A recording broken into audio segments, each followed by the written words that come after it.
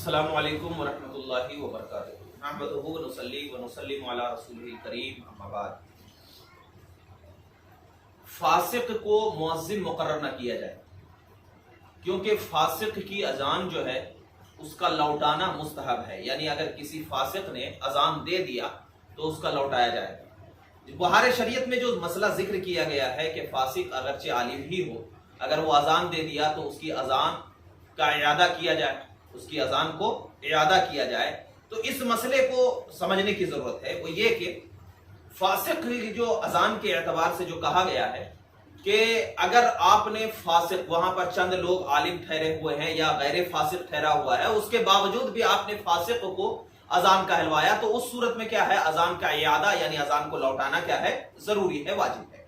लेकिन क्या है, कभी कभी ऐसा होता है कि मस्जिद में कोई लोग नहीं रहते हैं और अजान का वक्त हो जाता है। तो अजान का वक्त जब हो जाता है तो कोई लोग नहीं रहते हैं, तो उस सूरत में क्या है, फासिक आता है और अजान दे देता है। तो क्या ऐसा फासिक जो कोई मौजूद ना हो और सब लोग मौजूद ना हो, कोई सब फासिक ही फासिक हो और कोई अजान देने वाला नहीं हो, और एक शख्स है जो अजान का जानकार है और वो आया और अजान दे दिए, तो क्या उसकी अजान को भी लौटाएंगे? तो इस हवाले से अल्लामा शामी रहमतुल्लाहि ताला अलैह फरमाते हैं। देखिए, सबसे पहले तो अल्लामा साहिब ज़खीरा रदियल्लाहु ताला अन्हु ने फरमाया कि अगर फासिक ने कभी कभी अजान दे दिया तो उसकी अजान को लौटाया नहीं जाएगा, उसकी अजान को नहीं लौटाया जाएगा। और अल्लामा शामी रहमतुल्लाहि ताला अलैह ज़खीरा के जिल्द 1 सफ़ा नंबर 54 पर यह मसला जिक्र है। और अल्लामा इब्न आबिदीन शामी रहमतुल्लाहि ताला अलैह जिक्र फरमाते हैं फतावा शामी जिल्द 2 सफ़ा नंबर 57 और 58 में।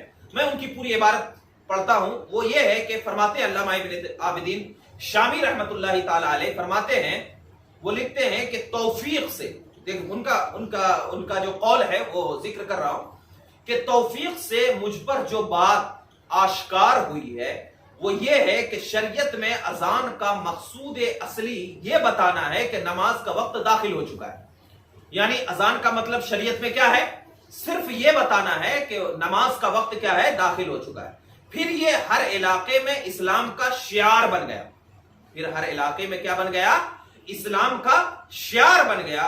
तो इस एतबार से कि दुखूले वक्त नमाज के बाबत और उस ज़िम्न में मुअज्जिन के कौल के मोतबर होने के लिए चंद शराइत है।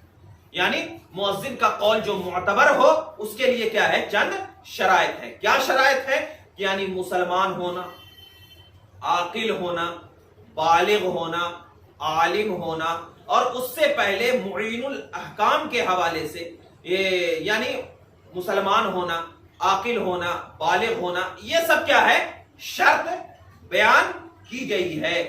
कि क्या बयान किए है कि जब मुअज्जिन मुसलमान, मर्द, आकिल, बालिग और औकाते नमाज का जानने वाला हो तो उसके ऐलाने दुखूले वक्त नमाज के लिए इतना ही काफी है कि उसके कौल पर एतबार किया जाए, उसके कौल पर क्या है, एतबार किया जाए। और अल्लामा शामी लिखते हैं कि मजनून, नाकिसुल अक्ल यानी पागल, मदहोश वगैरह अफराद की अजान के बारे में लिखते हैं कि उससे मकसद अजान तो हासिल हो जाएगा, लेकिन सही तरीन कौल यह है कि उन सब के अजान का इयादा जो है ये मुस्तहब है, ये इयादा जो है वाजिब नहीं है।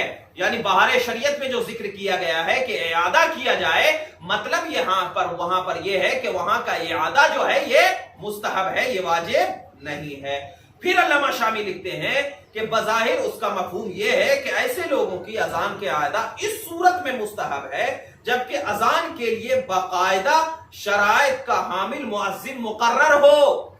यानी उसके अलावा अगर कोई मुअज्जिन मुकर्रर है तो उस अजान का इयादा जो है मुस्तहब है। और अगर कोई मुअज्जिन उस वक्त नहीं मिल रहा है, नहीं है और कोई नहीं है मस्जिद में, तो फिर उस ऐसे शख्स के अजान का इयादा भी नहीं किया जाएगा। क्यों? इसलिए कि उससे मकसद असली जो अजान यानी नमाज के वक्त के दुखूल के बारे में बयान किया गया है वो हासिल हो गया है। अब उसके बाद लेकिन अगर ऐसे लोगों की एक जमात मौजूद हो जो औकाते नमाज के जानने वाले हों और उनके होते हुए कोई फासिक या कम अक्ल बच्चा اذان دے دے تو ایسی اذان نہ تو مکروہ ہے اور نہ ہی اس کا اعادہ کیا جائے گا۔ فتاوی شامی اور اعلیٰ حضرت عظیم البرکت علیہ رحمت و رضوان فتاوی رضویہ جلد 2 صفحہ نمبر 388 پہ یہ مسئلہ ذکر کرتے ہیں، 388 پہ یہ لکھتے ہیں کہ فاسق کی اذان کے اعادہ کو مستحب قرار دیا ہے، یعنی اعلیٰ حضرت نے بھی فاسق کی اذان کے اعادہ کو کیا ہے مستحب قرار دیا ہے۔ تو اب کوئی انسان یہ نہ سمجھے کہ فاسق کی اذان ہے تو اب اس پہ لڑائی ہو جاتی ہے کہ اس کے اذان کو اعادہ کیا جائے گا، واجب ہے، اذان ہی نہیں ہے، ایک دم بالکل لڑائی ہو جاتی ہے۔ تو یہ ذہن میں رکھنا بھائی کہ وہ اس وقت بھی مستحب ہے جبکہ اس کے علاوہ کوئی غیر فاسق موجود ہو، لیکن اگر غیر فاسق بھی موجود نہیں اور سامنے والا اذان دے دیا ہے تو اس وقت اعادہ بھی نہیں کیا جائے گا۔ تو لہٰذا اس مسئلے کو اتنا زور نہ پکڑواؤ کہ آپس میں کیا ہے نا اتفاقیاں پیدا ہو جائے۔ تو اگر کسی فاسق نے اذان دے دیا تو اعادہ کر لیا جائے بہتر ہوگا، لیکن اگر نہیں کیا ہے تو پھر اس کی اذان مانی جائے گی۔ کیوں مانی جائے گی؟ اس لیے کہ اذان جو ہے وہ اصل میں صرف اوقات نماز کو بتانے کے لیے دیا جاتا ہے۔ واللہ